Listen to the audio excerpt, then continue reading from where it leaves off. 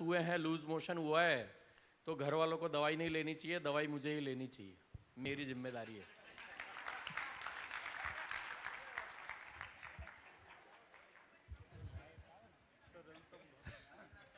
इतनी सी बात थी।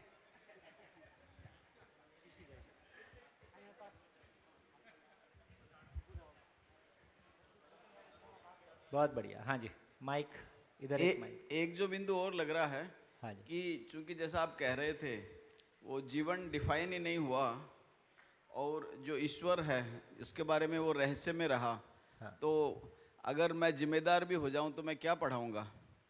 नहीं, अगर मैं जिम्मेदार होऊंगा तो मैं कम से कम समझने के लिए नहीं निकलूंगा। नहीं, जब तक जैसे ये मान लीजिए कि जब तक ये नहीं हुआ था, जो जिम्मेदार भी हुए, अपना जीवन भी लगाया समझने के लिए, तो भी क्या वो मानवीय परंपरा बना पाए? नहीं, ठीक है ना भैया, तो इसको अभी ये कह रहे हैं कि अभी यदि कंटेंट उपलब्ध हुआ है, इसके पहले जो उपलब्ध था उसमें लोगों ने ज़िंदगी लगाई, और कम से कम वहाँ जो ज़िंदगी लगाई उसी का फल है कि आज भी वो धारा हमारे बीच में बह रही है। तो जो भी मानव को लेके शोध करने की, प्रकृति को लेके शोध करने की, कम से कम ये इस परंपरा की देन है कि जिसने इंद्रियों में जीने को जीना नहीं माना, मानव शरीर नहीं है ऐसा बताया, फिर वो आत्मा है, कुछ और है, आगे की बात है। और किसी ज्ञान को कभी भी इस देश में, है ना, किसी धन और पद को सम्मान नहीं मिला, अंततः किसी फ़कीर को, किसी ज्ञानी को ही सम्मान मिला। तो ये तो कम से कम हमारी जो भी हमारा इतिहास है उसके चलते ज्ञान परंपरा की स्थापना तो यहाँ है ही है, और उसके चलते ही बहुत दूर हम चले भी आए हैं। लेकिन उसमें यदि और क्लैरिटी बनेगी तो हम और बेहतर चल पाएंगे, है ना। हाँ जी, बढ़िया। और कुछ? अब तक मानव का अध्ययन नहीं हुआ है, जो भी हुआ है वर्क वो ईश्वर और शरीर के अध्ययन में ही ज़्यादा हुआ है, और अब जो भी ये सिचुएशन है उसी की कारण ही हाँ, है। मानव का अध्ययन नहीं हुआ है, इसलिए मेरे खुश होने की जिम्मेदारी मैंने स्वीकारा ही नहीं है। मेरे खुश होने की जिम्मेदारी ईश्वर पे है, देवी देवता पे है, माँ बाप पे है, सास पे है, ऑफिस वाले पे है, कंपनी पे है ना। तो मेरे खुश होने की जिम्मेदारी, मेरे खुश रहने की जिम्मेदारी मेरी है, इसलिए हमने ये स्वीकारा भी नहीं है। हाँ जी। हेलो हेलो भैया, मुझे ये डाउट हो रहा है कि जब पेरेंट और चाइल्ड का रिलेशन है तब ज़्यादा रिस्पॉन्सिबिलिटी पेरेंट की होती है, क्योंकि चाइल्ड पेरेंट का बिहेवियर देख के लर्न करता है। हाँ। मुझे यहाँ तक रिलेशन क्लियर नज़र आता है, लेकिन जब और भी रिलेशंस होते हैं, जैसे हस्बैंड वाइफ के रिलेशन होते हैं, या जैसे लॉजिक बहुत बढ़ गया, तो लॉजिक बढ़ने की वजह से जो कुछ नेगेटिव एविल्स थे सोसाइटी के वो रिमूव हो रहे हैं, धीमे धीमे डॉरी रिमूव हो रहा है कि हम क्यों लड़कियों से दहेज लें, सती सिस्टम रिमूव हो गया। तो अभी गर्ल्स का लॉजिक इतना बढ़ गया है कि अगर कुछ हस्बैंड गलत कर रहा है, गैम्बलिंग में है और किसी भी तरह की गलत चीज़ों में इन्वॉल्व है, मे बी सेंसरी प्लेजर्स हैं, एक्स्ट्रा मैरिटल अफेयर है, कुछ भी है, इसकी वजह से भी जो इतने डाइवोर्स केसेस बढ़ गए हैं। और यहाँ पे ही सिखाया जा रहा है कि परिवार को साथ लेके चलना है, कॉपरेशन से लेके चलना है। तो वहाँ पे एज अ मतलब गर्ल का क्या रोल है? क्योंकि मुझे लगता है गर्ल का बहुत बड़ा रोल होता है पूरी फैमिली को यूनाइट करके रखने में। डॉटर इन लॉ का बहुत बड़ा रोल हो जाता है, क्योंकि बच्चा सेवा करे ना करे, लेकिन एक डॉटर इन लॉ का रोल हो जाता है, वो माँ बाप उसके सास ससुर को भी लेके चलना है, हस्बैंड को लेके चलना है, बच्चों को लेके चलना है। तो डॉटर इन लॉ का तो बहुत बड़ा सोसाइटी में रोल है। और डाइवोर्सिस से तो पूरी फैमिलीज ब्रेक होती जा रही है, आज स्प्लिट हो गई हैं। तो वहाँ पे लड़की लॉजिक लगाए, नहीं नहीं कि मैं गलत क्यों सहन करूँ, आज तो मैं भी सक्षम हूँ, लिटरेट हूँ, मैं कमा सकती हूँ, मैं क्यों उसकी आदतें सहन करूँ। या ये इतनी जो आदतें हैं उसको तो चेंज होने में भी टाइम लगेगा। जब तक लड़की जीवन विद्या में आएगी, अपना चेंज करेगी कंडीशनिंग, और खुद सही होगी, फिर हस्बैंड का सही करने निकलेगी, तब तक तो रिलेशन स्प्लिट हो जाता है। बोलो दशरथ भाई। तो देखो, बहुत आपको दशरथ भाई वाला फॉर्मूला अपनाना पड़ेगा, पूरे घर के बदल डालूंगा। सिल्वेनिया लक्ष्मण। तो भैया पूरा परिवार ले आओ, परिवार को हॉल तक लाने की जिम्मेदारी आपकी, रिजल्ट देने की जिम्मेदारी हमारी, जब तक हम बैठे, है ना। और कल को ये सारी सभा इस रूप में है कि कल को इसको कैसे और मल्टीप्लाई किया जाए, है ना। हर शहर में, हर गांव में ऐसा में इसमें समझ के बात करने में क्या दिक्कत है। जीरो बजट प्रोग्राम है, इसमें कोई बजट नहीं, पैसे की भूमिका ख़त्म, पद की भूमिका ख़त्म, पढ़े लिखे की भूमिका ख़त्म, पढ़े लिखे हो तो बहुत अच्छी बात है, नहीं पढ़े लिखे हो और अच्छी बात है। उस मिटाना नहीं पड़ता, उस बेचारे को अपना ईगो लेके बहुत दिन तक चलता है ना। और धीरे से अब ये समझ में देखो आने वाला, और आप कुछ समय देख लो, एक वो ना भाई आप तुम यार तुम इतने स्मार्ट हो तो खुश क्यों नहीं हो? खुश रहो ना यार। तुम अपने आप को इतना स्मार्ट मानते हो, बड़ा मानते हो, सक्षम मानते हो, बहुत पढ़ा लिखा मानते हो, तो खुश रहो ना। ये आके आदमी को सोचने के लिए मजबूर करता है। तो आपका सारा ज्ञान ध्वस्त हो जाता है, सारा पद और धन ध्वस्त हो जाता है, क्योंकि आप खुश तो नहीं हो। और खुशी इन चीज़ों के ना होने से हम दुखी हो सकते हैं, लेकिन ये मेरी खुश होने का आधार तो नहीं है। उसकी दुनिया अलग है। तो वो दुनिया को पकड़ने का एक तरीका तो यही है कि एजुकेशन होगी तो सभी बच्चे उसमें शामिल हो जाएंगे। दूसरा तरीका होगा, जो अब बड़े हो गए हैं उनका तरीका, उनका प्रौढ़ शिक्षा कार्यक्रम ही उनका तरीका है, अडल्ट एजुकेशन। तो भैया प्रौढ़ शिक्षा कार्यक्रम में आओ, शिविर करो, अध्ययन शिविर करो, अपने समझ देख लीजिए कितने ही सारे परिवार मिलेंगे। ये पिछली बार ये दोनों हस्बैंड वाइफ थे, इस बार इनके दोनों बच्चे हैं। तो इसका कोई तरीका नहीं है, और जब तक नहीं है तब तक थोड़ा बहुत झेलने की हिम्मत बढ़ाओ। क्या करो, लेकिन मुश्किल नहीं। जहां भी परिवार साथ में चल दिया फिर चीजें इतनी मुश्किल नहीं। हाँ जी, बढ़िया। और अपने आगे ब्रेक से पहले जो चर्चा हुई उससे ये भी एक मेरे मन में निकल के आया है, बहुत पहले से भी निकल के आया है, जो शेयर करना चाहता हूँ कि जैसे मैं कोचिंग क्लास चलाता हूँ और टीनेजर बच्चों को पढ़ाता हूँ। हाँ। तो हम उसका फीस भी लेते हैं, लेकिन जब ये बच्चों के प्रति भाव बनता है, हाँ। तो उसी एज से ये जीवन क्या है अगर उसकी समझ उनको दिलाई जाए तो काफ़ी कुछ अगली पीढ़ी में हम ये बदलाव देख सकते हैं। और ये काम करने से शायद दीदी ने जो बोला उसका भी कुछ निकल के आएगा। और मित्रों से प्रस्ताव भी रखा है कि कुछ सेशन वगैरह में उनको एक एजुकेशन का एक मॉडल बना जाए, तो सभी जगह पे उपलब्ध। देखिए ये बात तो समझने की है कि अभी मैंने झारखंड में शिविर किया था। वहाँ एक हमारे मित्र हैं जो सत्य प्रकाश जी के माध्यम से जुड़े, और वो आईआईटी की कोचिंग चलाते हैं। अब एक बैच में उनके पास 300, 400, 500 स्टूडेंट्स रहते हैं। तो अभी मैं शिविर करने गया तो उन्होंने 150 क्लासरूम के और अपने कोचिंग वाले बच्चे बिठा दिए। वो खुद भी उनके साथ काम करते हैं, तो उनका मोटिवेशन लेवल उनका है ना वो बिल्कुल अलग है। लेकिन क्लैरिटी हमारी ये होना है, अभी आप फीस लो ना, मैं उसके लिए मैं ये नहीं कह रहा हूँ कि आप लोग फीस मत लो, लेकिन कम से कम यदि हमारे टच में कुछ बच्चे आ रहे हैं तो उसको हम फीस लेके जो कुछ टेक्निकल नो हाउ दे रहे हैं, सब्जेक्ट की जानकारी दे रहे हैं, लेकिन उसके साथ कुछ ज़िंदगी भी दे सकते हैं। लेकिन अपना फोकस बहुत क्लियर रखना होगा कि मेरे को अपना तन मन धन लगाना है ताकि सत्य स्थापित हो जाए, या सत्य को यूज़ करके अपना तन मन धन और अपनी पहचान बढ़ानी है। सत्य को यूज़ करना है या सत्य के लिए यूज़ होना है, क्या ठीक है?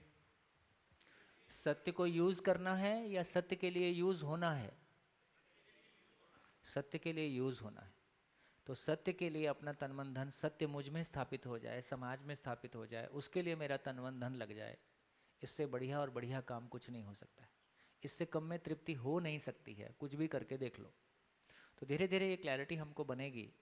इसमें कोई आदर्शवाद नहीं है, नहीं अब कल से ऐसा नहीं करेंगे, इसलिए पूरे शिविर में कोई चीज़ छोड़ने के लिए नहीं कहा जा रहा है, कोई चीज़ मानने के लिए नहीं कहा जा रहा है, कोई उपदेश नहीं दिया जा रहा है, चाहिए कि कोई भाषा इस्तेमाल नहीं होती है। जहाँ है वहीं से चलेंगे, जो कर रहे हैं करते रहिए। तो पहले समझने का काम करें, विचार का काम करें, व्यवहार का काम करें। धीरे धीरे करने वाले पक्ष पे कोई स्थिति बनेगी। अब बनेगी, 10 साल बाद बनेगी, 20 साल बाद बनेगी, क्या जल्दी है? तो बहुत आराम का काम है। हाँ जी, बढ़िया। और कुछ, और किसी का भाव?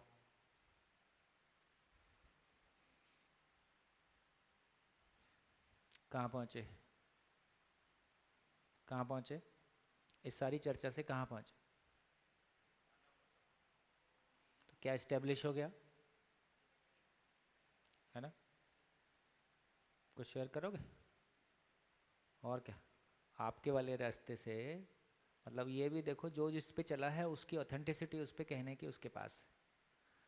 तो ईश्वर की तलाश में हम निकले, लेकिन इसमें परिवार, इसमें भी बहुत बढ़िया बात कही आदरणीय नागराज जी ने। देखिए मैं फिर से क्लियर कर दूं कि सारे शिविर का इतना ही मतलब है कि इस दर्शन पे लिखी गई बुक्स को पढ़ के समझने का कॉन्फिडेंस हमको आ जाए, क्योंकि जो कुछ मैं कह रहा हूँ वो बहुत थोड़ा सा है ना। 15 बुक्स में इसका पूरा विस्तार से एक्सप्लेनेशन है ना। अभी हापुड़ में यहीं से कुछ लोग जा रहे हैं, 4-5 लोग, जो हर 2 महीने के बाद 8 दिन के लिए जाते हैं। तो जब उस बुक से गुजरते हैं, जैसे जब शिविर से अध्ययन इसमें आते हैं तो लगता है कि अच्छा ये कुछ और खुला। जैसे इन्होंने कहा कि भाई अभी जीने में स्ट्रगल है। जीने में स्ट्रगल का इतना ही मतलब है कि जीने की चाहत तो बन गई है लेकिन जीने की योग्यता नहीं। जिंदा रहने और जीने को हम पहचानने तो लगे हैं, उससे जीना, जिंदा रहना अधूरा है, पर्याप्त नहीं है, ये भी पहचानने लगे हैं। लेकिन जीने की चाहत भी बढ़ गई है, ये भी ठीक हो गया। लेकिन जीने की योग्यता बनने में तो टाइम लगेगा ना। तो जीने की योग्यता बन जाए उसके लिए अध्ययन ही एकमात्र तरीका है। और लगभग 12-15 बुक्स हैं, एक साथ जब करते हैं तो लगभग 6 महीना एक साथ। अभी दिल्ली के हिसाब से हम सोच रहे हैं, क्योंकि 6 महीने के लिए इस गवर्नमेंट के टीचर्स को निकालना, अभी एमसीडी अब दिल्ली में दिल्ली गवर्नमेंट एक चीज़ है और दिल्ली म्यूनसिपल कॉरपोरेशन एक अलग चीज़ है जो बेसिकली भाजपा के अंडर आती है, और डीओई में दूसरी तरह से 2 अलग अलग सत्ताएं हैं। जो भी दिल्ली गवर्नमेंट में काम हुआ है उसका प्रभाव वहाँ तक पहुँचा है। और अभी तीनों एमसीडी, तीन एमसीडी, पहले एक एमसीडी थी फिर डिवाइड करके 3 कर दिया। अभी तीनों एमसीडी ने, जो दिल्ली गवर्नमेंट में चल रहा है, मेंटरशिप योजना, मतलब टीचर्स में से अच्छे टीचर निकाल के उनको तैयार करने का काम शुरू किया। तो अभी 85 मेंटर्स भेजे, जिसमें से 46 लोग विदाउट टीएडीए, है ना, गवर्नमेंट का टीचर विदाउट टीएडीए 3 महीने के लिए अध्ययन करने के लिए तैयार है। महिलाएं जिनको लगता है कि वो दिल्ली नहीं छोड़ सकती हैं, वो कह रही हैं भैया हम लोग आएंगे, बस हमको इतना परमिशन दे दो, जब जब हमारे घर में ज़रूरत होगी हम रात को चले जाएंगे, सुबह आ जाएंगे। गाड़ी की कमी नहीं है, पैसे की कमी नहीं, हमको कुछ नहीं चाहिए, गवर्नमेंट से बस ऑन ड्यूटी दिलवा दो। तो मैं ये देखता हूँ कि गवर्नमेंट सिस्टम में जिन लोगों को दबाव से भेजा जाता है ना, उनको शुरू में पता नहीं होता है कि 8 दिन में क्या होने वाला है, जिनको दबाव से भेजा गया है उसमें से भी 85 में से 46, मतलब मोर देन 50% हो गया। मोर देन 50% लोग इस बात के लिए तैयार हैं कि अब टीएडीए भी नहीं चाहिए, ये तो मेरी अपनी ज़िंदगी के लिए, मेरी फैमिली के लिए मेरी ज़रूरत है, आप गवर्नमेंट से बस ऑन ड्यूटी भर दिलवा दो और हम इस बात को पूरा समझेंगे। तो लोग अपने घर के लिए तैयार हैं, लोग अपने बच्चों को मैनेज करने के लिए तैयार हैं। जो किसी दूसरे के कहने से एक दिन घर से ना निकले, वो 3 महीने घर से निकलने के लिए तैयार हैं, इससे ज़्यादा। और बहनों, पुरुष का घर से बाहर निकलना बहुत आसान काम है, महिलाओं का घर से बाहर निकलना आसान काम नहीं है। इसके बावजूद भी जो महिलाओं में कमिटमेंट दिखाई देता है वो भी कम नहीं है। तो इसको देख के और कुछ होगा, जो होगा आगे होगा, लेकिन एक आशा जगती है कि हाँ चीज़ें तो चली गई। तो जो अभी सत्य प्रकाश जी ने कहा कि हाँ व्यवस्था की वजह से या तमाम जो भी कुछ नेगेटिविटी बाहर है, चाहे एजुकेशन ठीक नहीं है, पॉलिटिकल पार्टीज़, जो भी कन्फ्यूजन्स क्रिएट हो रहे हैं, लेकिन सबकी एक ही दवाई है कि हाँ, जिनको हमको लगता है कि हाँ हम समझ सकते हैं और फिर समाज में, अपनी फैमिलीज़ में फैल सकते हैं, धीरे धीरे चीज़ें ठीक हो जाएंगी। चलिए, तो इसलिए इस पूरी बात को विकल्प भी कहा गया है। इसको मैंने दूसरे तरीके से भी कभी रखा था कि एक तरफ हमारे पास विज्ञान है, साइंस एजुकेशन है, दूसरी तरफ धर्म और अध्यात्म की शिक्षा की बात कर रहे हैं। विज्ञान की बात करते हैं तो क्यों परिभाषित नहीं है, कैसे परिभाषित है, क्यों करना है, ये निकल के नहीं आता है ना। इसलिए साइंस में आज भी छोटी क्लासेस में डिबेट होती है कि विज्ञान वरदान है कि अभिशाप है। ऐसा बचपन में हम लोग वो डिबेट करते आ रहे हैं। तो आज भी हम ये तय नहीं कर पा रहे हैं कि विज्ञान को हम क्या करें। मतलब जो बात मैंने पहले भी आप लोगों से शेयर की थी, मेरे को लगता है कि मैं फिर से उस बात को एक बार रीस्टेब्लिश कर दूं, है ना।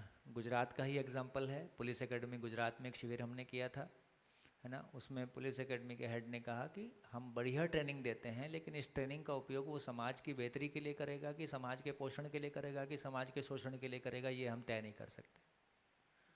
वही प्रॉब्लम इंजीनियरिंग एजुकेशन का है कि इंजीनियरिंग करने के बाद वो उसका उपयोग समाज के पोषण के लिए करेगा कि शोषण के लिए करेगा, ये तय नहीं कर सकते। वही प्रॉब्लम मेडिकल एजुकेशन का है कि एक डॉक्टर अच्छा, टेक्निकली एक डॉक्टर तैयार कर दिया, लेकिन ये डॉक्टर किडनी बेचेगा कि वाकई में समाज का पोषण करेगा, ये हम तय नहीं कर सकते, है ना। ये प्रॉब्लम एक माँ बाप का भी है, वो अपने बच्चे के लिए कितना कुछ भी करे, लेकिन कल को क्या स्थितियाँ होंगी आपस में व्यवहार की, संबंध की, इसका उसको पता नहीं है। तो एक घर की प्रॉब्लम वही है, इंजीनियरिंग एजुकेशन की प्रॉब्लम वही है, पुलिस एकेडमी की प्रॉब्लम वही है, न्यायालय की प्रॉब्लम वही है ना। सब जगह एक ही प्रॉब्लम है। क्या प्रॉब्लम है? क्या प्रॉब्लम है? सब जगह एक ही प्रॉब्लम है, मानसिकता। मानसिकता का कैसे हैंडल करें, है ना। आप किसी एक लड़के से शादी कर सकते हो, आप प्यार करके शादी कर सकते हो, 8 साल के अफेयर के बाद शादी कर सकते हो, शादी के बाद क्या होगा ये आपको पता नहीं।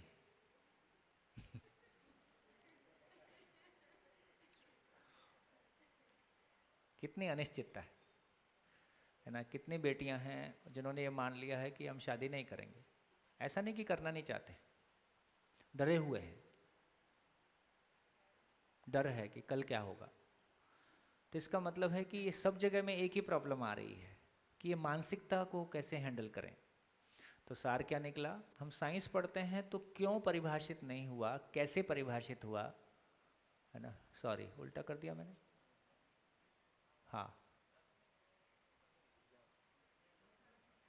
हाँ ठीक है। तो धर्म में क्यों के बारे में, धर्म में हमने बताया कि परमानंद की प्राप्ति लक्ष्य है। ईश्वर प्राप्ति में सुख मिलेगा, परमानंद मिलेगा।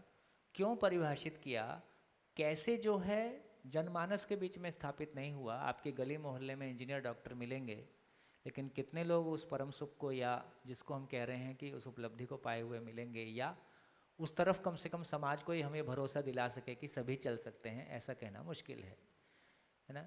जब हम कैसे की बात करते हैं तो विज्ञान कैसे को परिभाषित करता है ना। ये मैंने उल्टा कुछ गलत बना दिया, सही है। हाँ, विज्ञान कैसे को परिभाषित करता है ना। विज्ञान में कैसे परिभाषित हुआ, लेकिन क्यों परिभाषित नहीं हुआ। धर्म में क्यों परिभाषित नहीं हुआ। तो इन दोनों में देखें तो दोनों परिभाषित हो जाएं तो उसको बोल रहे हैं कि जिसको हम यहाँ करेंगे विकल्प। जब विकल्प, तो दर्शन को विकल्प के रूप में प्रस्तुत किया गया। विकल्प का मतलब है कि ये आदर्शवाद भी नहीं है, ये भौतिकवाद भी नहीं है। मेरे को बहुत पुरानी बात याद है कि मैं गाजियाबाद के किसी स्कूल में शिविर लेने गया। जैसे शिविर लेने गया, ऑफिस में जाके बैठा ही था कि एक सज्जन बैठ के चाय पी रहे थे। उन्होंने हमको भी चाय ऑफर कर दी और धीरे से पूछा कि आप आदर्शवाद पे बात करेंगे कि भौतिकवाद पे। मैं सुनने के लिए तैयार ही नहीं था। वो थोड़ा रजिस्टर हुआ, अच्छा है क्या बोले, तो मैंने उनको बोल दिया कि हम व्यवहारवाद पे बात करेंगे। इसको सुनने के लिए वो तैयार नहीं था।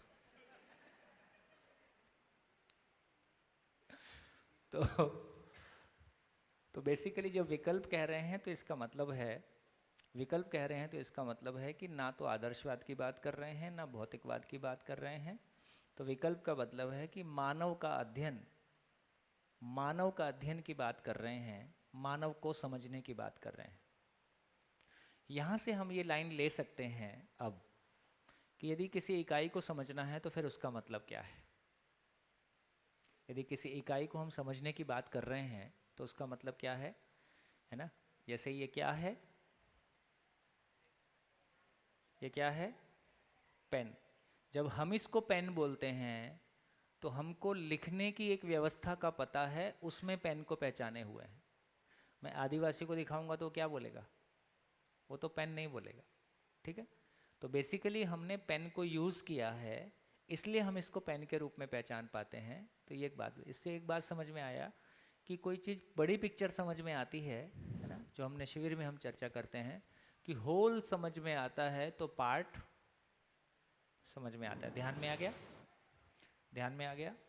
तो यहाँ से हम उस लाइन को लेके आगे की बात शुरू कर सकते हैं। तो बेसिकली जब विकल्प कह रहे हैं तो मानव का अध्ययन है, मानव का अध्ययन है। मानव को समझने गए तो 3 मूल बात यहाँ पे कह दें। मानव का अध्ययन करने गए तो पता चला कि हमको समझना पड़ेगा कि अस्तित्व क्यों है, कैसा है। ये कनेक्शन बैठ गया ना? शिविर के दौरान इस पे हम बहुत चर्चा करते हैं, इसलिए मैं ज़्यादा चर्चा भी नहीं कर रहा हूँ, लेकिन ये बात बहुत क्लियरली समझ में आ गई कि अभी हम मानव को पहचानते हैं कि मानव को जानते हैं? हैं? पहचानते हैं। हम मानव को जानते नहीं हैं। मानव को जानते होते तो क्या होता? मानव को जानते होते तो क्या होता? उसकी पहचान क्या होगी? समझ है तो गलती नहीं, गलती है तो समझ नहीं। यदि मानव की समझ होती तो मानव के साथ कैसा जीते? शिकायत के साथ जीते कि शिकायत मुक्त होकर जीते? तो मानव के साथ जीने में शिकायत है, खुद के साथ शिकायत है, इसका मतलब मानव की समझ नहीं है। तो इसका मतलब है, ये कह रहे हैं कि यदि मानव की, अभी हम मानव को पहचानते हैं, और किस लिए पहचानते हैं? तो बेसिकली अपने शरीर की भौतिक आवश्यकताओं के लिए, और अभी जो हमारी भावनात्मक आवश्यकताएं हैं वो भी शरीर से ही जुड़ी हुई हैं। ऐसा ध्यान में आता है कि नहीं? अभी जिनको हम भावनात्मक आवश्यकताएं बोल रहे हैं वो शरीर से ही जुड़ा हुआ संसार है। मेरा बेटा, मैं तो मजाक करता था, अभी कल ही पेपर में पढ़ा, वो किसी को बच्चा हुआ था और नर्स ने बदल दिया। ये कल पढ़ रहा था कहीं, है ना। वो लड़का हुआ था और उसको लड़की दे दिया। 4 दिन बाद बोलते हैं नहीं नहीं तुम्हारी लड़की नहीं थी, तुम्हारा तो लड़का था, ये वाला ले लो, है ना। तो जितने लोग हॉस्पिटल में पैदा हुए हैं इनमें से हो सकता है बहुत सारे लोग बदल गए।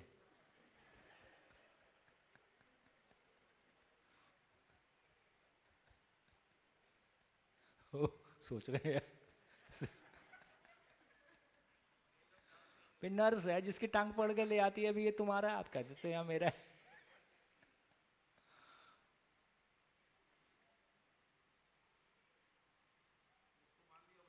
जिसको मान लिया वही मेरा, है ना। क्या बात हो रही थी? है ना। तो बेसिकली हम ये चर्चा कर रहे थे कि यदि अब ये क्लैरिटी हमारी बन गई कि मानव के बारे में चर्चा करने यदि हम जा रहे हैं तो हमारी ये क्लैरिटी बन गई। इधर ले लेता हूँ, चलो उधर मिटा देंगे।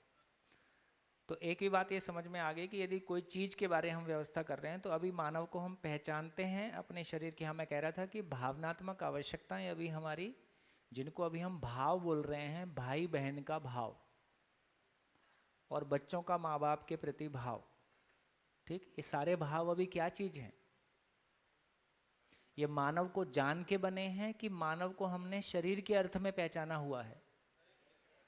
तो हमने अभी जो हमारे भाव हैं ये सारे भाव परिवर्तनशील हैं, जबकि हम भाव में स्थायित्व चाहते हैं। तो ये सारे भाव केवल शरीर को पहचानने के आधार पर हैं। शरीर बदलता है इसलिए भाव भी बदलते हैं। इसलिए मेरा बेटा मतलब मेरे शरीर का हिस्सा, भाई बहन मतलब एक ही गर्भ से पैदा हुए 2 शरीर, है ना। तो इस तरह से जो भी हम संबंध को हम देख रहे हैं अभी, ये सारे दोस्त का मतलब है जिनकी रुचियां समान हैं, है ना।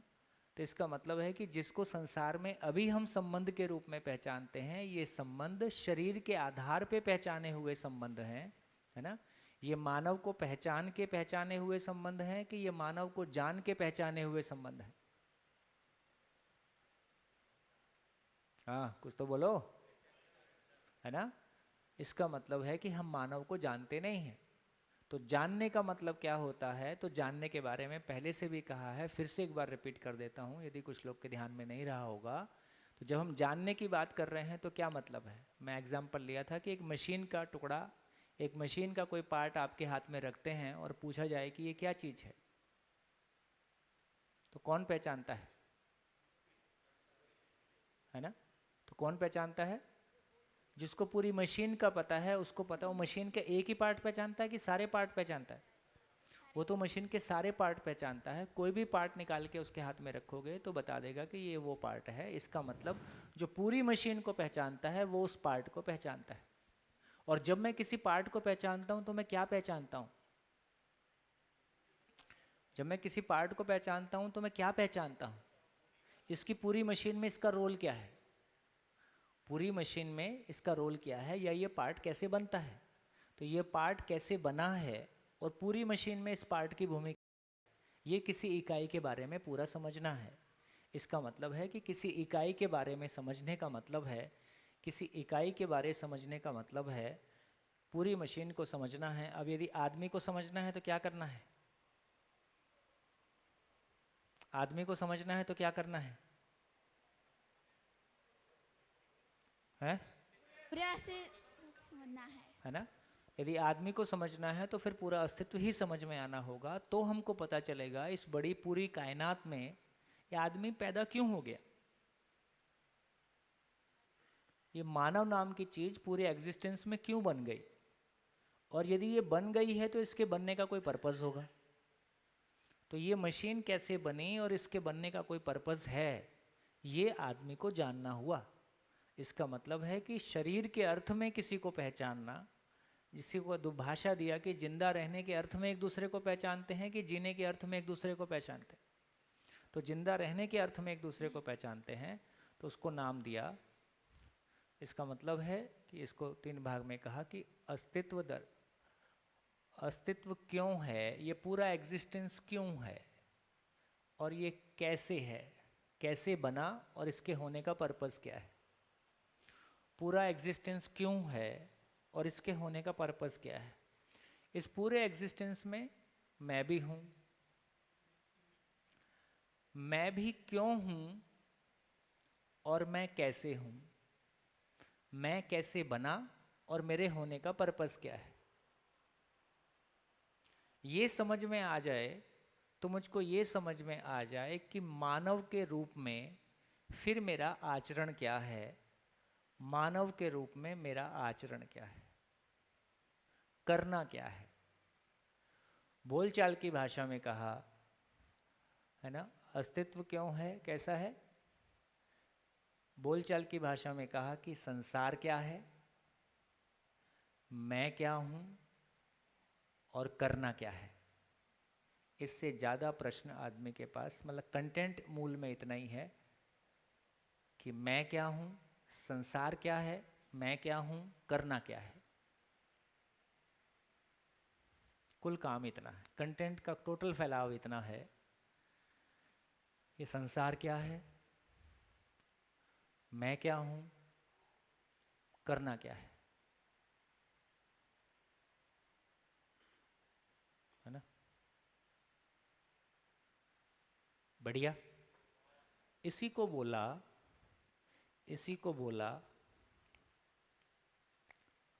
अस्तित्व दर्शन ज्ञान।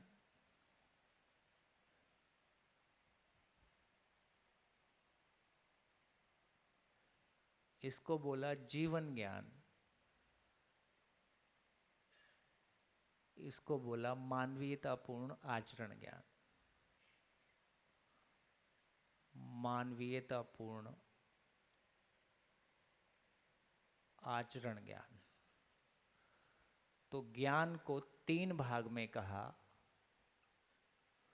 पूरे ज्ञान को 3 भाग में कहा। दर्शन ज्ञान, जीवन ज्ञान और मानवीयतापूर्ण आचरण ज्ञान। जब आप बुक्स में जाएंगे तो ये सब भाषा आपको मिलेगी। तो अध्ययन बिंदु का मतलब है कि बुक्स को पढ़ के समझने के लिए आपकी तैयारी कराने का काम शुरू करा देते हैं।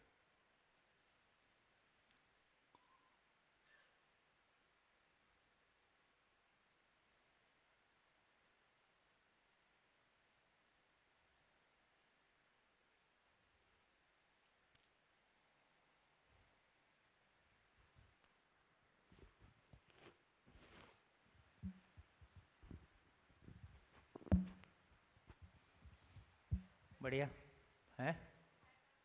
माइक माइक माइक दीजिए।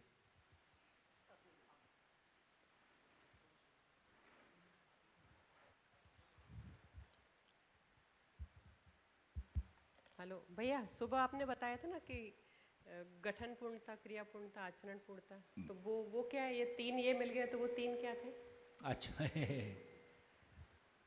अनुसंधान की जब बात करेंगे, जब गठन पूर्णता, क्रिया पूर्णता, आचरण पूर्णता बोल रहे हैं, जब जीवन को समझने जाएंगे तो पता चला कि जीवन गठन पूर्ण है और जीवन ही क्रियापूर्ण होता है। मतलब ये भ्रम स्थिति है और ये समझदारी की स्थिति है। इसकी क्रिया भी उलझी हुई है। जीवन में जब भ्रम है तो उसकी क्रिया भी स्पष्ट नहीं है। उसको क्यों जीना है, कैसे जीना है पता नहीं है, तो उसकी क्रिया भी उलझी हुई है, तो भ्रम में है। यही जब समझ जाता है तो इसकी क्रिया पूर्ण हो गई। क्रिया पूर्ण होके जैसा जीता है उसका नाम आचरण पूर्णता है। ये आचरण पूर्णता है। तो बेसिकली जब इसको समझने गए तो मैं क्यों हूँ, कैसा हूँ, इसका नाम ये क्रिया पूर्णता, आचरण पूर्णता ऐसा है। करना क्या है, उसमें आचरण पूर्णता के अभिव्यक्ति आ गई। इसको समझने के लिए बड़ी मशीन को समझना पड़ेगा। बड़ी मशीन को समझे बिना ये निकल के आता नहीं है ना। जब तक पूरी मशीन समझ में नहीं आए तब तक मेरे होने का पर्पस क्या है। देखिए ये बहुत पावरफुल है कि एक बार हमको समझ में आ जाए कि अस्तित्व में व्यवस्था ही ऐसी है ना। अस्तित्व की बनावट ही ऐसी है, उसकी व्यवस्था ही ऐसी है और वो हमको लॉजिकली एक्सेप्ट हो जाती है, ये पहली स्थिति है। फिर हमारी कोई अनुभूतियाँ उसको छूने लगती हैं। तो मेरे को ये बहुत पावरफुल लगता है कि यदि आदमी मात्र पहचानने के आधार पर इतना जी लिया है ना। जैसे आप देखो, मैं 2 एग्जाम्पल लेता हूँ। हम पानी को जानते हैं कि मानते हैं? हम पानी को पहचानते हैं कि पानी को हम जानते हैं? जोर से बोला करो। पानी को हम पहचानते हैं, लेकिन पानी को हम पहचानते हैं तो पानी के बारे में कोई गलती नहीं कर रहे हैं। लेकिन हम संबंध को पहचानते हैं कि संबंध को जानते हैं? हम अभी जैसा जी रहे हैं जिंदा रहने के धरातल पे, तो हम संबंध को पहचानते हैं कि संबंध को जानते हैं? पहचाना हुआ है। लेकिन पानी को पहचानते हैं, वहाँ तो गलती नहीं हो रही है। संबंध को पहचानते हैं, वहाँ ठीक नहीं हो रहा है।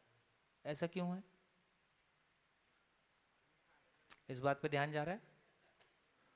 भाई पानी को भी पहचाना है, संबंध को भी पहचाना है, दोनों को जिंदा रहने के धरातल पे ही पहचाना है। लेकिन जब पानी को पहचानते हैं तो वहाँ गलती नहीं हो रही है, लेकिन संबंध को पहचानने जाते हैं तो वहाँ गलती हो रही है। है?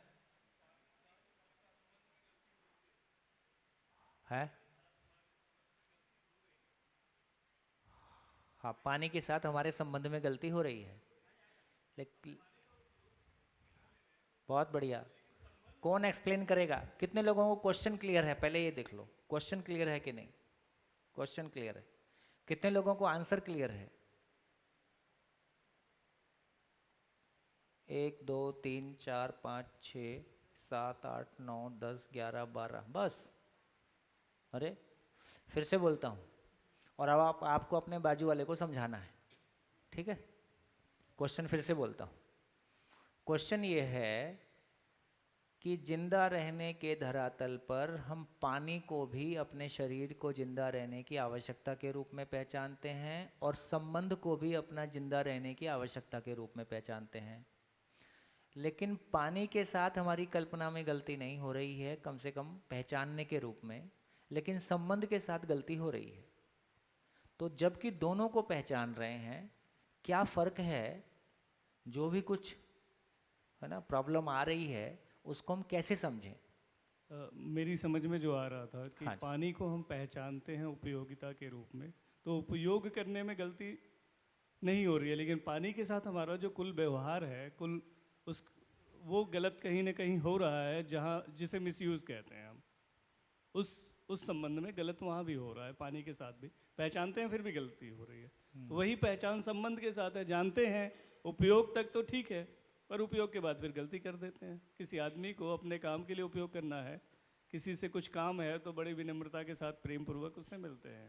काम नहीं है तो व्यवहार बदल जाता है, तो ये समझ में आता है कि उपयोगिता के अर्थ में तो पहचान रहे हैं आदमी और पानी दोनों को, लेकिन जहाँ व्यवहारिक संबंध है वहाँ ना तो पानी के साथ निभ पा रहा है ठीक से, ना आदमी के साथ निभ पा लेकिन रहा कभी ये ख्याल थोड़ी आता है कि मतलब पानी के बारे कम से कम हम ये गलती तो नहीं कर रहे हैं कि पानी की जगह कुछ और पीने की बात करें। तो ये क्यों हो रहा है? हाँ, है जो आप में से किसी ने कहा कि इधर कम से कम एक का आचरण निश्चित है, पानी का आचरण निश्चित है, हमारा आचरण निश्चित नहीं है। तो पानी हर बार प्यास बुझाएगा, इसमें कोई शंका नहीं है, पर ये हर बार ये आदमी ऐसा ही रिस्पॉन्ड करेगा, इसमें शंका है। तो पानी के मामले में एक तरफ आचरण की निश्चितता है, इसलिए उसके प्रति यह विश्वास है कि हर बार प्यास लगेगी तो पानी ही पीना है, क्योंकि वो उसके आचरण की महिमा है कि हमारे पहचानने की महिमा है। देखा जाए तो वो उसके आचरण की महिमा है, इसलिए मैं उससे आश्वस्त हूँ। लेकिन जब संबंध पहचानने की बात आई है तो दोनों तरफ दो अनिश्चित चीज़ें आ गई हैं। कौन कब क्या करेगा ये दोनों को ही पता नहीं है, इसलिए संबंध के मामले में हमारी हालत ज़्यादा खराब है। पानी के मामले में कम से कम एक तरफा पानी कम से कम धोखा नहीं देगा। पिछली बार पिया था तो प्यास बुझ गई, इस बार बुझ ही नहीं रही है। ऐसा होने लगे तो पानी पीते समय हमेशा शंका होगी कि इस बार प्यास बुझेगी कि नहीं बुझेगी। पानी के साथ ऐसा नहीं हुआ है। तो कम से कम अब हमारा ध्यान हर चीज़ की तरफ जाएगा कि जो कुछ भी हो रहा है कि हम उसका ऑब्जर्वेशन भी ले सकें और कहाँ लोचा हुआ, कहाँ गलती हुई उसको पहचान सकें। चलिए, तो इस क्रम में हम आगे बढ़ रहे थे, तो मैं कह रहा था कि पूरे ज्ञान को हमने 3 रूप में पहचाना। जैसे अभी भाभी ने कहा कि हाँ भाई ये गठन पूर्णता, क्रिया पूर्णता और आचरण पूर्णता की बात कही थी, उसको कहाँ रखेंगे। तो जब हम आगे अध्ययन क्रम में बढ़ते हैं तो हम यही करते हैं कि जो कुछ भी कहा गया है इनके आपस के लिंकेजेस क्या हैं। इतनी सारी बात कह दी गई, सुनने में तो अच्छा लगा लेकिन वो आपस में जुड़ी नहीं। तो जो भी कुछ 15 बुक्स में लिखा है, जो भी कुछ शिविर में बोला गया, जो भी कुछ अध्ययन में बोला गया, हर चीज़ का आपस में कोई कोई कनेक्शन है। तो वो कनेक्शन हमको दिखने लगता है तो सारी चीज़ें अपने अपनी जगह प्लेस होने लगती हैं। तो हमको लगता है कि अब समझ में आ रहा है। नहीं तो टुकड़े टुकड़े में चीज़ें रखी हैं, लेकिन यदि वो मेरे को आपस में जुड़ नहीं रही हैं तो वो मेरे ऊपर बोझ सा बना रहता है, प्रेशर क्रिएट करता है। चलिए, इतनी हमारी क्लैरिटी बन गई तो हम अपनी यात्रा को आगे गति और दे सकते हैं।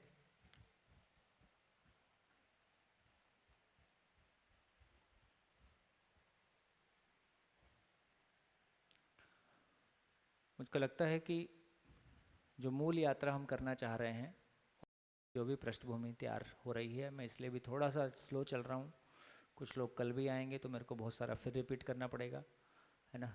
तो हालांकि अधिकांश लोग हैं और साथ में थोड़ी सी हमारी पृष्ठभूमि ठीक से तैयार हो जाए। तो एक तो मैंने ये कहने की कोशिश की कि आदमी, यदि हम किसी भी चीज़ को समझना है तो पूरे को समझना हमारी ज़रूरत है ना।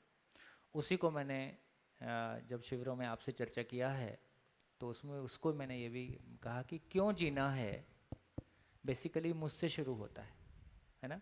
जैसे क्यों जीना है ज़्यादा गंभीर प्रश्न है हमारे लिए, अधिकांश लोगों के लिए, या ये सृष्टि किसने बनाई ये ज़्यादा गंभीर है। कौन सा हमारे ज़्यादा नज़दीक है? क्यों जीना है हमारे ज़्यादा नज़दीक। सृष्टि किसने बनाई ये किसी साइंटिस्ट के लिए हो सकता है थोड़ा सा गंभीर प्रश्न हो, लेकिन हर आदमी, आम आदमी को देखते हैं तो उसके लिए क्यों जीना है, और मेरे जीने से कोई वो ईश्वर नाम की चीज़ जुड़ती है तो मैं उसको भी समझना चाहता हूँ, है ना। तो मूल में जब मैं कहता हूँ कि क्यों जीना है, तो फिर से इसको दूसरे किसी व्यक्ति ने एक दूसरी भाषा में कहा कि मेरा जीना तो अपनी जगह है ना। क्या बोला? मैं क्यों जी रहा हूँ ये सेकेंडरी क्वेश्चन है। प्राइमरी क्वेश्चन ये है कि ये जहाज जा कहाँ रहा है। ध्यान में है? कितने लोगों के ध्यान में है? गुड, है ना, गुड। तो ये जहाज जा कहाँ रहा है, तो एक बार इस जहाज का पता चले तो मेरा भी पता चले कि मैं इस जहाज के साथ कहाँ जा रहा हूँ। यदि जहाज का नियम समझ में आ जाए कि मैं कितना भी उछल कूद करूँगा ये जाना उधर ही है, तो फिर मैं उसके साथ ही चल दूँ, क्यों विरोध करूँ, है ना। तो दोस्तों, बात को अप्रोच करने का तरीका है, जितनी समग्रता के साथ हमारे भीतर इस बात की स्वीकृति हो गई कि ये तो ऐसा ही है, उतना ही चीज़ों को स्वीकारने में और चीज़ों की गहराई में जाने में हमको मदद मिलती है ना। ये एग्जाम्पल मुझको बहुत लाइव लगा और मैंने जब भी शिविरों में इसको प्रयोग किया लोगों का ध्यान बहुत अच्छे से कंटेंट की तरफ आया, है ना। इसका मतलब है कि कोई चीज़ कहने का एक तरीका, मतलब उसी चीज़ को बहुत तात्विक रूप में भी कहा जा सकता है, लेकिन उसी चीज़ को जब व्यावहारिक भाषा दी जाती है तो कितना अपील करता है ना। जहाज जा कहाँ रहा है ये पता चले तो मेरा भी पता चले कि मैं कहाँ जा रहा हूँ। तो जहाज कहाँ जा रहा है ये प्राइमरी क्वेश्चन है। तो जहाज कौन है? अस्तित्व जहाज है। तो मैं एक अस्तित्व रूपी जहाज में हूँ और अभी पिछले दिनों किसी ने मेरे से फ़ोन करके कहा कि ये तो हम अलग अलग भी नहीं हैं। अभी जैसे हमको लगता है कि मेरे परिवार में 10 लोग रहते हैं, आपके परिवार में 10 लोग आपको दिखाई देते हैं, लेकिन कोई बहुत दूर रहने वाला आपके परिवार को हो सकता है वो तो एक एंटिटी के रूप में देखता है। सोलर सिस्टम में सारे ग्रह हमको अलग अलग दिखाई देते हैं। जब कोई बहुत ऊंचाई से देखता है तो वो भी एक पॉइंट दिखाई देता है ना। पूरा का पूरा सोलर सिस्टम केवल एक पॉइंट ही दिखता है। पॉइंट को फैलाते हैं तो उसमें फिर कई सारे प्लैनेट्स हैं। उसी तरह से एटम हमारे लिए एक है, पर जब एटम के अंदर जाके देखते हैं तो पता चलता है कि उसमें भी, है ना, 25 पार्टिकल और हैं। इसका मतलब है ये अलग देखने का और साथ देखने का जो कॉन्टेक्स्ट है, ध्यान में आ रहा है? अलग देखने का और साथ देखने का जो कॉन्टेक्स्ट है, ये कॉन्टेक्स्ट क्या चीज पे डिपेंड करता है? हम खड़े कहाँ हैं? ठीक हो गया? हम खड़े कहाँ हैं? खड़े का मतलब है हम खड़े कहाँ हैं, इसका क्या मतलब है? हम खड़े कहाँ हैं इसका कॉन्टेक्स्ट क्या है? अभी हमारी वर्तमान चर्चा में इसका कॉन्टेक्स्ट क्या है कि हम खड़े कहाँ पे हैं? हाँ, जीव चेतना पे खड़ा हूँ कि मानव चेतना पे खड़ा हूँ? मैं एनिमल कॉन्शियसनेस के साथ हूँ कि ह्यूमन कॉन्शियसनेस के साथ हूँ? यदि मैं एनिमल कॉन्शियसनेस के साथ हूँ तो मेरे को शरीर ही अलग अलग दिखते हैं, उसकी आवश्यकताएं ही अलग अलग दिखती हैं, उसमें ही कंपैरिजन और तमाम दुनियादारी दिखाई देती है। यदि मैं मानव चेतना पे खड़ा हूँ तो ना, या मैं मानव चेतना की ग्लिम्स मेरे को मिलता है तो पता चलता है कि ये पूरी सृष्टि कोई एक जहाज है और मैं चाह के भी इससे विपरीत नहीं जा सकता। यदि एजुकेशन में ये बात ठीक से कन्वे हो जाए और एक बच्चे को ये बात ठीक से कन्वे हो जाए कि ये जहाज, जिसको हमने व्यावहारिक भाषा में कहा कि नियम का विरोध ही दुख है। ध्यान में है? नियम का विरोध ही दुख है। इसका मतलब जहाज किसी एक दिशा में जा रहा है, उससे विपरीत जाने की मेरी हैसियत नहीं है। जहाज से नीचे नहीं कूद सकता हूँ, है ना। वहाँ तो कम से कम जहाज के नीचे कूदने की जगह भी दिखाई देती है भाई आप कूद सकते हो, सुसाइड कर सकते हो। यहाँ तो वो कूदने की जगह भी नहीं है। आप एक प्लेनेट पे हो तो प्लेनेट पे ही हो, ठीक। तो इसका मतलब है कि जहाज किसी एक दिशा में जा रहा है। इस पूरे के पूरे जहाज का कोई नियम है, इसका कोई अपना पर्पज़ है। तो यदि उस जहाज का पर्पज़ और उसका नियम और उसकी सारी एंटिटीज़ के आपस का नियम समझ में आता है तो मानव गलती नहीं करेगा। हम तो उस जहाज में शामिल, उस जहाज की यात्रा में हम उसका विरोध नहीं करेंगे, हम तो उसमें शामिल होना ही चाहते हैं। इसको और व्यवहारिक भाषा में कहा कि अस्तित्व की बारात निकली है ना। हमारे पास 2 ही ऑप्शन है, उस बारात को समझकर उसमें शामिल हो जाएं या अपनी बारात निकालें।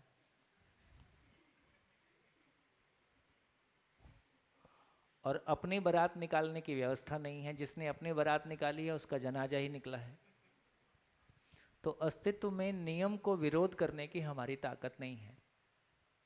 तो एक बार ये हमको जहाज, और जहाज क्यों है, जहाज कैसा है, इस पे यदि हमारी क्लैरिटी बन जाए तो वो जो तमाम बातें आप नहीं, हम सबकी हैं, है ना।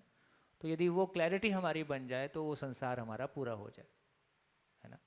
तो इस सत्र में, परिचय सत्र में, पहले हम जब परिचय सत्र करते थे तो ये चर्चा 8वें दिन करते थे। धीरे धीरे हमारी भी हिम्मत बढ़ी। फिर इस चर्चा को अभी मैं शिविर करता हूँ तो मैं 4थे दिन ले आता हूँ, और अब हम आज शिविर कर रहे हैं तो आज हम पहले दिन वहाँ से शुरू कर रहे हैं, है ना। इसलिए अगला 8 दिन हमारा जिस तरह से कनेक्ट होने वाला है एक एक चीज़ के साथ, उस पे जो हमारी क्लैरिटी बनने वाली है उसकी संभावना पहले की तुलना में बहुत बेहतर है। तो एक ये बात हमारे दिल में ठीक से उतर गई कि मैं अकेला नहीं हूँ, मेरी फैमिली भी अकेली नहीं है, और मेरा ये शहर भी अकेला नहीं है, और ये गुजरात भी अकेला नहीं है, और ये भारत भी अकेला नहीं है, और ये प्लेनेट भी अकेला नहीं है, और ये सोलर सिस्टम भी अकेला नहीं है, और ये गैलेक्सी भी अकेला नहीं है, और सब कुछ साथ साथ है, सब कुछ साथ साथ है, और आपस में बहुत फाइन नियम से जुड़ा हुआ है ना, उसका अपना वर्तन है, यदि उससे बाहर जाने की कोई गुंजाइश नहीं है। तो ये पूरी सृष्टि में हम साथ साथ हैं, सशरीर हैं तो भी साथ साथ हैं, शरीर नहीं है तो भी साथ साथ हैं, है ना। यदि हम अब दूसरे शिविर में बैठे हैं तो हमको पता है कि शरीर मरता है, मैं नहीं मरता हूँ, कम से कम ये सूचना हमारे पास पहले भी किसी रूप में थी, अभी थोड़ी सी और बेहतर रूप में है। तो मैं हूँ ही, इसका मतलब है कि यदि मैं हूँ ही और मैं इस जहाज़ पे हूँ, तो मैं सशरीर हूँ तो भी जहाज़ पे हूँ, बिना शरीर हूँ तो भी जहाज़ पे हूँ, है ना।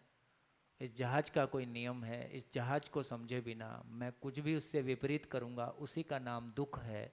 तो सारे दुख मात्र इस बात की सूचना है, सारे दुख मात्र हमारी गाड़ी में लगे हुए इंडिकेटर की तरह से है, जो ये बताता है कि पेट्रोल ख़त्म हो रहा है या पेट्रोल कितना है या गाड़ी में हीट कितनी है। तो गाड़ी के बारे में सारी इन्फॉर्मेशन देने के लिए सारे मीटर्स हैं। तो गाड़ी में जितने भी मीटर्स लगे हैं वो गाड़ी के बारे में इन्फॉर्मेशन, अलग अलग चीज़ों के बारे में इन्फॉर्मेशन दे रहे हैं। तो मेरी ज़िंदगी में जितने भी दुख आते हैं, तो मेरी ज़िंदगी में आने वाले सारे दुख मेरी सारी अलग अलग जगह की स्थितियों के बारे में सूचनाएं हैं।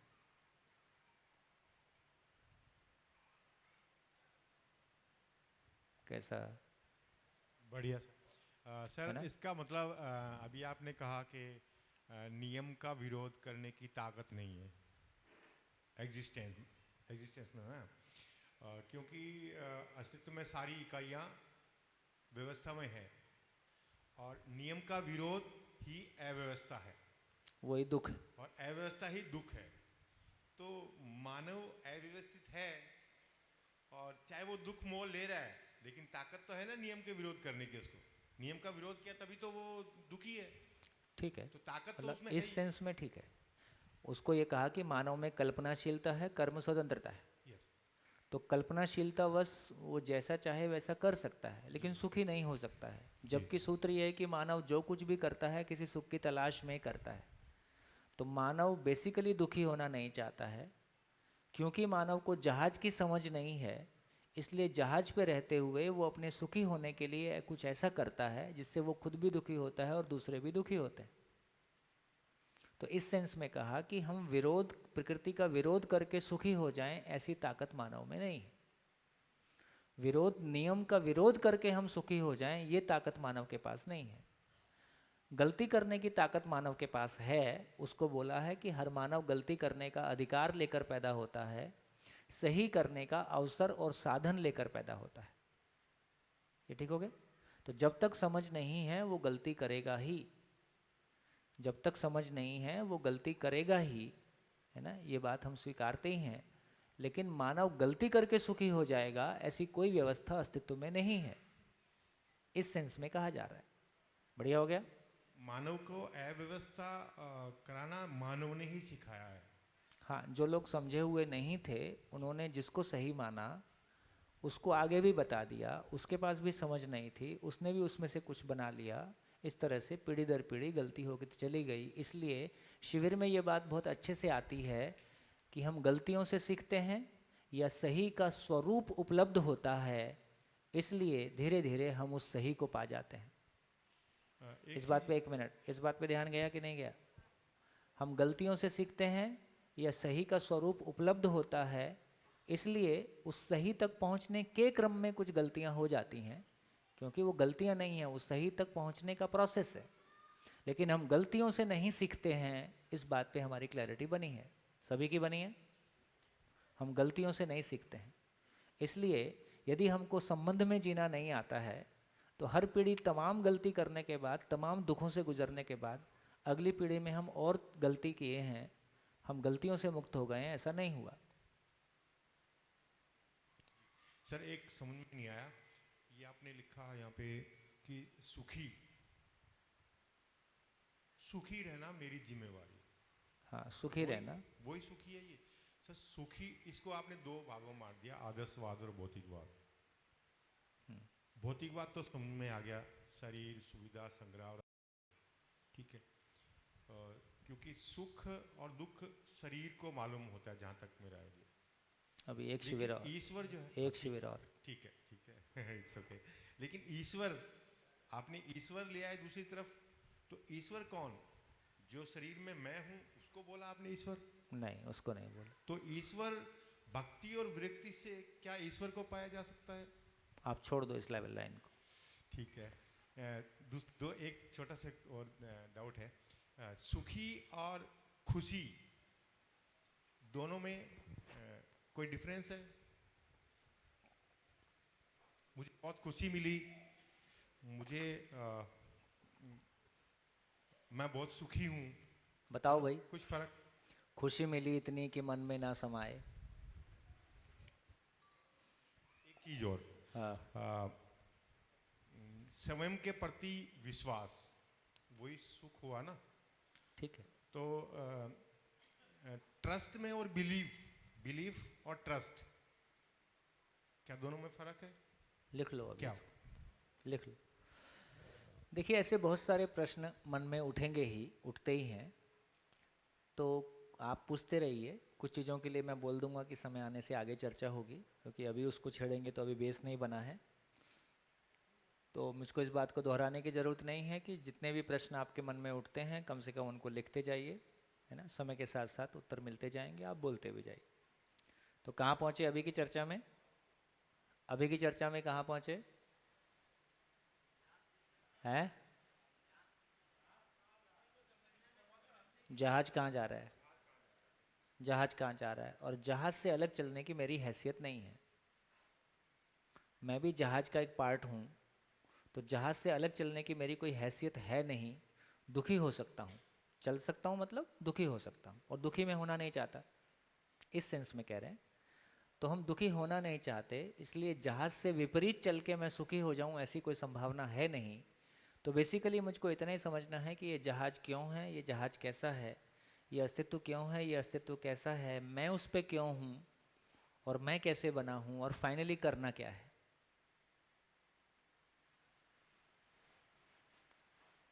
ये काम हो जाए तो फिर बहुत आसान है, और ये मुश्किल नहीं है। देखो, मतलब लगभग मेरा कहना है कि दो बातों में हम अपने ज्ञान की स्थिति को दो भाग में बांट सकते हैं। एक भाग वो है कि कम से कम मैं सामान्य स्थितियों में खुश रह सकूं। दूसरी स्थिति ये है कि मैं असामान्य स्थितियों में भी खुश रह सकूं या प्रभावित ना हूं। तो प्राइमरी टेस्ट अभी इतना ही है कि कम से कम सामान्य परिस्थितियों में सामान्य रह सकूं।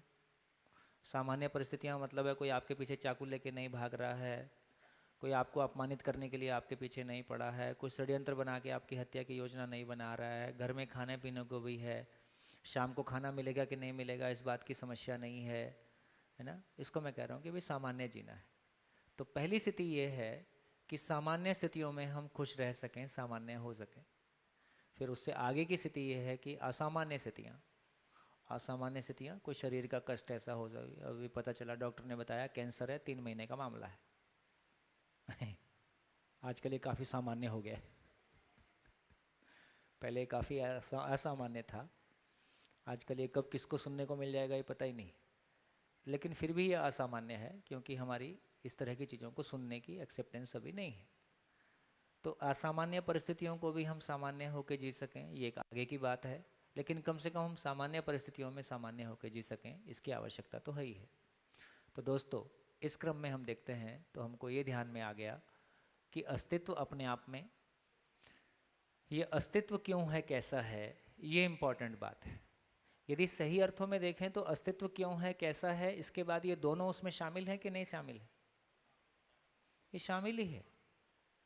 इस वाले में ये दोनों शामिल ही हैं, लेकिन फिर भी अस्तित्व को समझने वाली चीज जीवन है, इसलिए उसको अलग से पहचानने की जरूरत है।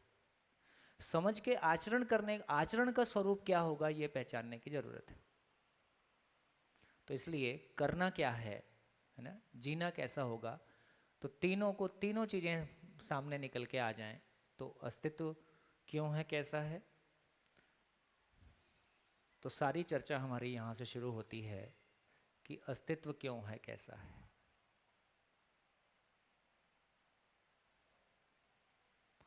अस्तित्व क्यों है, कैसा है का मतलब है कि अस्तित्व में व्यवस्था का स्वरूप कैसा है। फिर से याद दिलाने की आवश्यकता है तो मैं दिला देता हूँ।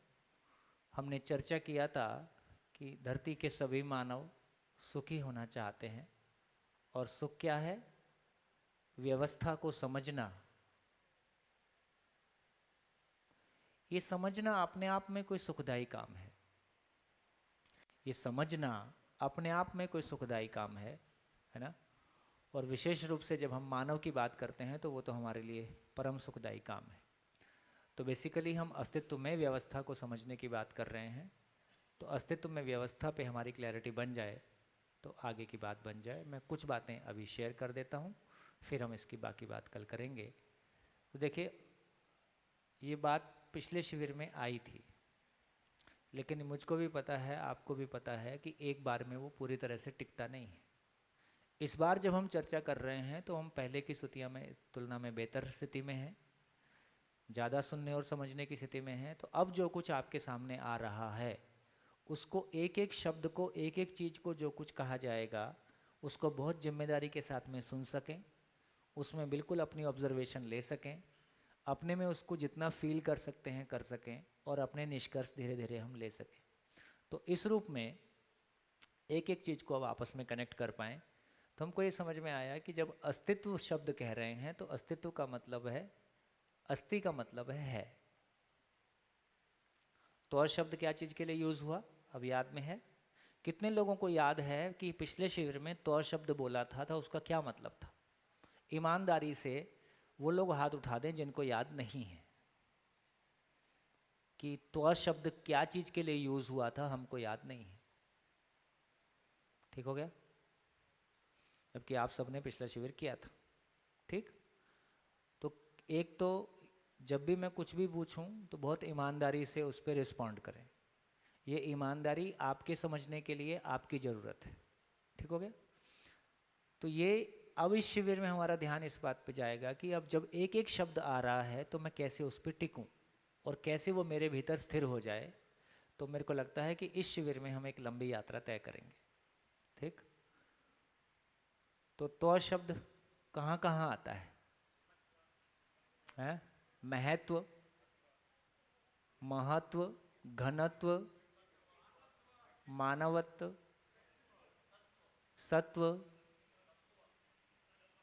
तत्व, व्यक्तित्व, गायत्व, लोहत्व। ठीक हो गया? अब हमारा ध्यान चला गया, शब्दों पे हमारा ध्यान चला गया। तो ये तो शब्द क्या चीज के लिए यूज हुआ? गायत्व, लोहत्व, है ना। तो गाय जो है वो अपने गायपन सहित है। गाय शेर जैसा बिहेव करेगी, है ना, ऐसा नहीं करेगी। लोहा अपने लोहेपन के साथ है, लोहे के गुणधर्म के साथ है, वो हमेशा लोहत्व है। लोहा लोहा इसलिए है कि वो लोहत्व है। लोहा लकड़ी जैसा टूट जाए तो हम क्या बोलेंगे? ये दिखने में तो लोहा था पर ये लोहा नहीं है, क्यों? लोहे जैसा बिहेव नहीं कर रहा है। तो लोहा अपने लोहेपन के साथ है, गाय अपने गायपन के साथ है, मानव अपने मानवपन के साथ है, मानवत्व। अभी हम मानव अपने मानवपन के साथ हैं कि कोई और पन के साथ है? जोर से बोलो, जोर से बोलो। औरपन। औरपन क्या है? बोले मत ही पूछो तो ठीक है ना। तो इसका अर्थ ये हुआ कि बाकी सभी इकाइयाँ अपने पन के साथ हैं, होनेपन के साथ हैं, मानव अपने होनेपन के साथ नहीं है। इसलिए हमको बाकी चीज़ों पे भरोसा होता है ना। आदमी को आदमी पे भरोसा नहीं होता है, आदमी को खुद पे भरोसा नहीं होता है, क्योंकि उसके भीतर अभी थोड़ी देर में क्या विचार और भाव आएगा ये उसको भी पता नहीं। तो इसका मतलब ये हुआ कि जब हम त्व की बात कर रहे हैं, त्व की बात कर रहे हैं तो उसको बोल रहे हैं। त्व का मतलब है, जैसे इस बढ़िया शब्द है स्वत्व, स्वत्व, स्वत्व। क्या मतलब, सुना है कि नहीं? कितने लोगों ने ये शब्द सुना है? सुना है ना? तो स्वत्व का क्या मतलब हुआ? ये मेरे अधिकार में है, ये मेरा स्वत्व है ना। कोई काम, कोई चीज मेरे अधिकार में है, मैं उसको कर सकता हूं, तो ये मेरा स्वत्व है। तो बेसिकली जो स्व शब्द बोल रहे हैं, तो स्व का मतलब है स्वयं में व्यवस्था।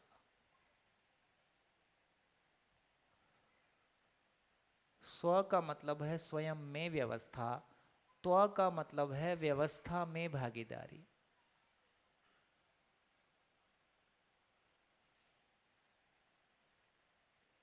है ना? व्यवस्था में भागीदारी मतलब क्यों? स्वयं में व्यवस्था मतलब कैसे? कोई चीज कैसे है और क्यों है?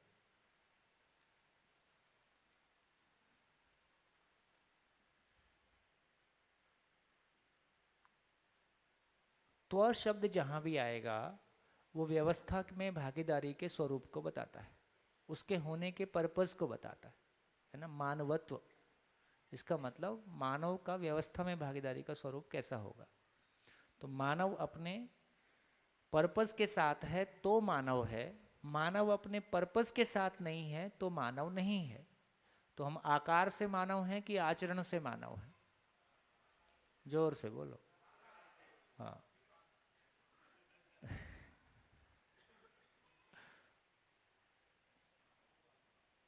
तो हम, इसका अर्थ ये हुआ कि स्वयं में व्यवस्था का मतलब कैसे है और व्यवस्था में भागीदारी का मतलब क्यों है। इसी को कहा स्थिति, इसको कहा गति।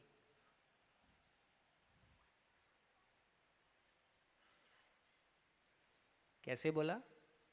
इसी को बोलचाल की भाषा में शब्द ले आऊं तो हमने बोला मनस्थिति, है ना, और मनोगति, दोनों शब्द हम यूज करते हैं। और मनोगति नहीं होती है तो दुर्गति होती है। मनोगति ठीक नहीं है। मनस्थिति, और दूसरी भाषा में हम शब्द यूज करते हैं परिस्थिति। मनस्थिति, परिस्थिति। तो मनस्थिति मतलब मन की स्थिति, परिस्थिति मतलब जो भी कुछ वातावरण है उसमें स्थिति कैसी बनी हुई है। तो इस तरह से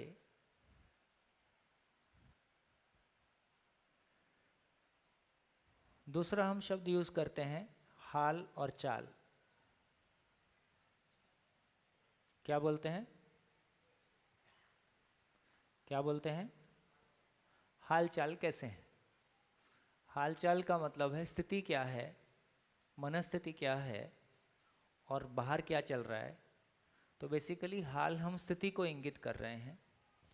तो इस रूप में देखा जाए, इसी को बोला होना और रहना। ये सारे शब्द एक साथ क्लियर हो जाएं ताकि ये अलग अलग समय पे जब आएंगे तो आपके मन में कन्फ्यूजन नहीं हो कि ये क्या बोल दिया। स्वयं में स्थिति को बोला होना और व्यवस्था में भागीदारी को बोला रहना। जैसे हम एक छत के नीचे साथ साथ रहते हैं कि जीते हैं? तो रहते हैं। यहाँ रहना हो नहीं पा रहा है, इसलिए उसको बोल रहे हैं कि जीना। यहाँ रहने का मतलब जीना है ना। इसी को बोला होने और रहने को ही यदि समझा, होना और रहने को ही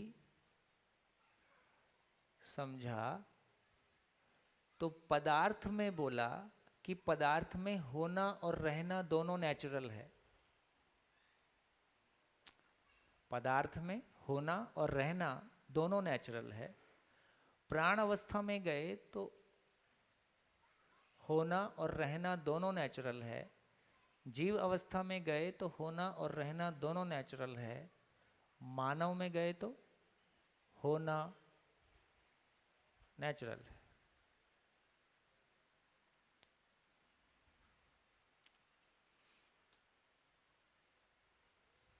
क्या हुआ? है ना? क्या हुआ? मानव में, इसलिए इसका सूत्र क्या है?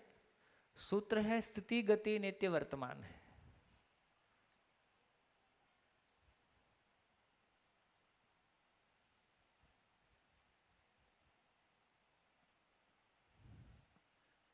ये सूत्र है, स्थिति गति नित्य वर्तमान है। इसी को बोलचाल की भाषा में बोला, जो जिसके पास है वह उसको बांटेगा ही। एक शब्द में इतना सारा निकलता है। ये सारी चीजें आपको जुड़ी हुई दिखाई दे जाएं तो आपको समझने में दिक्कत नहीं होगी। फिर कहीं से भी कोई शब्द आएगा, हम उसको कनेक्ट कर लेंगे। तो स्थिति गति नित्य वर्तमान है, ये तात्विक भाषा है, ये कारणात्मक भाषा है। जो जिसके पास है वह उसको बांटेगा ही, ये व्यवहारात्मक भाषा, व्यवहार की भाषा है, लेकिन बात एक ही है। इसका अर्थ यह हुआ कि मानव का होना और रहना नेचुरल है। क्या मतलब? मानव के शरीर के बनने में मानव का कोई योगदान नहीं और जीवन के होने में मानव का कोई योगदान नहीं। दोनों के साथ साथ होने में मानव का कोई योगदान नहीं। यहां तक सब कुछ ठीक ठाक है।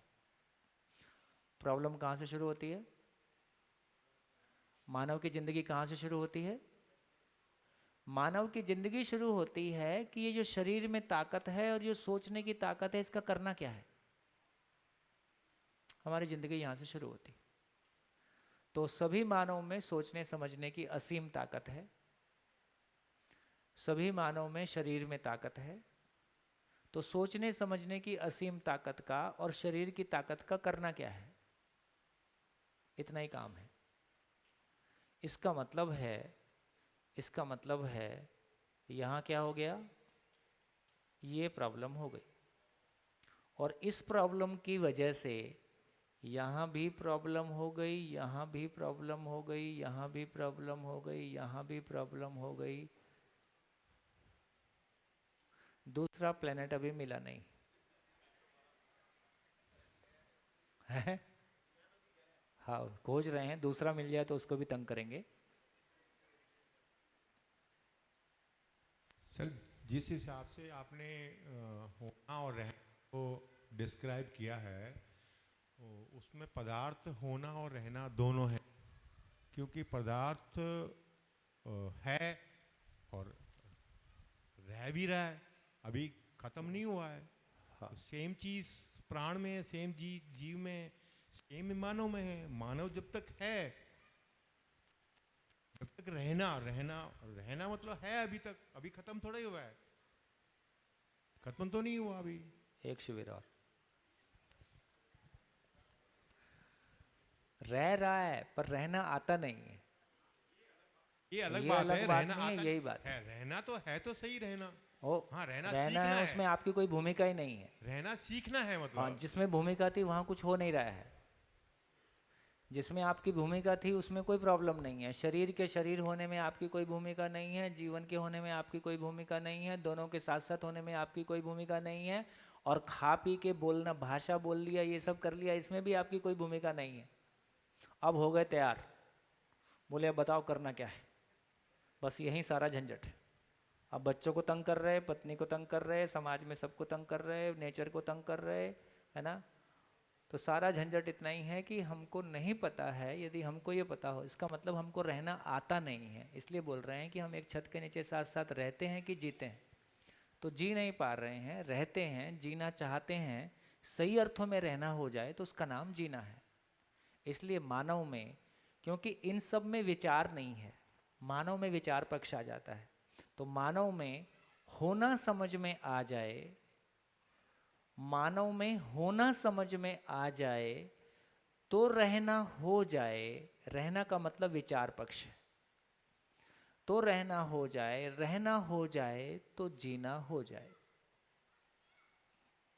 इसलिए जब मानव की बात करते हैं तो उसमें होना, रहना, जीना 3 चीजें आ जाती हैं। मानव के अलावा बाकी की बात करते हैं तो होना रहना पर्याप्त है, क्योंकि उनमें कोई विचार पक्ष नहीं है। बढ़िया। ये जो स्थिति और गति आपने दोनों बताया है, हाँ। तो स्थिति में आपने समझाया कि मन स्थिति और परिस्थिति, इसको ऐसा एक मिनट कंफ्यूज ना करें, इसको ऐसा समझें कि जैसे एक परमाणु अपने आप में व्यवस्था है, दूसरे परमाणु के साथ मिलके मॉलिक्यूल के रूप में व्यक्त होता है, अणु के रूप में व्यक्त होता है। एक अणु अपने आप में व्यवस्था है, ये धरती अपने आप में एक व्यवस्था है ना, इतनी बड़ी जल राशि, इतने चारों अवस्थाएं, ये सोलर सिस्टम के साथ एक व्यवस्था है। तो हर इकाई स्वयं में व्यवस्था है और बड़ी व्यवस्था में उसका एक निश्चित भाग है, बड़ी व्यवस्था का हिस्सा है। ये सोलर सिस्टम अपने आप में एक व्यवस्था है और ये गैलेक्सी के रूप में एक अपनी व्यवस्था को पहचाने हुए है। जब इन सारी गतियों को हम देखते हैं, अब मेरे को बार बार वो गतियां दोहराने की ज़रूरत नहीं है जो हम परिचय शिविर में करते हैं, है ना।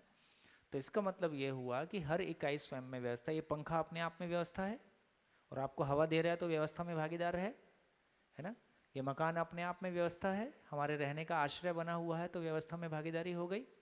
तो इसका मतलब है कि किसी इकाई के स्थिति गति, किसी इकाई के होने का स्वरूप उसकी स्थिति गति का होना है।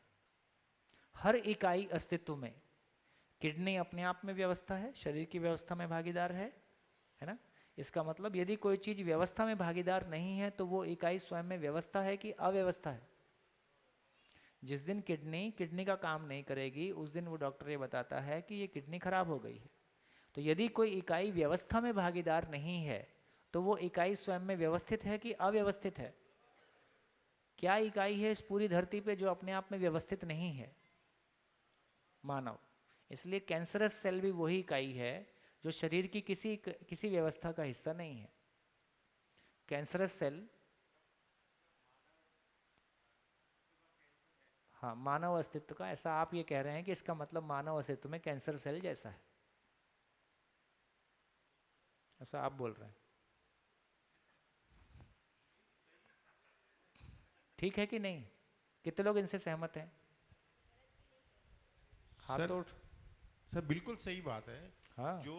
जो कुछ प्रकृति के साथ में जितनी छेड़खानी आज के मानव ने की है तो वो गड़बड़ है। कैंसर है तभी तो करिए। कैंसर क्या करता है? तो शरीर में वही तो है, एक अंग से दूसरे अंग में, दूसरे अंग से तीसरे अंग के तो अंदर। कैंसर का मतलब है कि शरीर में कुछ ऐसी कोशिकाएं जो शरीर के किसी पार्ट का, किसी ऑर्गन का हिस्सा नहीं है और वो तेजी से मल्टीप्लाई होने लगता है, उसको हम कैंसरस सेल बोलते हैं, है ना। यदि मानव भी व्यवस्था में भागीदार नहीं है और तेजी से इसकी संख्या बढ़ता है, उससे इन्होंने ऐसा तर्क लगाया कि इसका मतलब मानव और कैंसरस सेल में एक ही टाइप का बिहेवियर दिखाई देता है। ऐसा ही बोल रहे हैं? गलत बोल रहे हैं? कितने लोगों को लग रहा है ठीक बोल रहे हैं? हाथ उठाओ। अच्छा, कितने लोगों को लग रहा है कि ठीक नहीं बोल रहे हैं? अच्छा, समझाओ भाई। कल से हम फ्लाइट मोड में आ जाएंगे, है ना। अभी वो रनवे तक आए ना, घुमा घुमा के लाता है, फिर हेलो इधर उधर घुमाते रहता है एयरपोर्ट पे ही, है ना। फिर धीरे से खड़ा करके फिर एक्सीलेटर दबाता है। तो सर शादी करने तक और बच्चे पैदा करने तक तो मानव व्यवस्था में रहता है, तो वहाँ तक तो कोई दिक्कत नहीं है। बच्चे पैदा करने के बाद में गड़बड़ होता है, तो वो सिस्टम वहाँ से सही करना है। क्योंकि अगर शादी नहीं करेगा और बच्चा अगर पैदा नहीं कराया तो सृष्टि खत्म हो जाएगी, कुछ बचेगा ही नहीं। तो अव्यवस्था हो गई, तो वो तो व्यवस्था है, वहाँ तक तो व्यवस्थित है मानव। वहाँ तक तो बच्चा जब तक पैदा होता है, 9 महीने गर्भ में रहने के बाद में जब तक बाहर आता है, अस्तित्व में आता है, जब तक तो वो व्यवस्था में है, क्योंकि 9 महीने रह के आया, व्यवस्था में रह के आया। लेकिन वहाँ आने के बाद में गड़बड़ स्टार्ट होती है। हाँ। तो वो सही, वही सही करने वाली है। तो गड़बड़ कौन करता है? माता पिता। माता पिता तो माता पिता उसको आशीर्वाद देता है, जैसे मैं दुखी रहा तुम भी दुखी रहना और मैं इसमें कोई कमी नहीं करूँगा।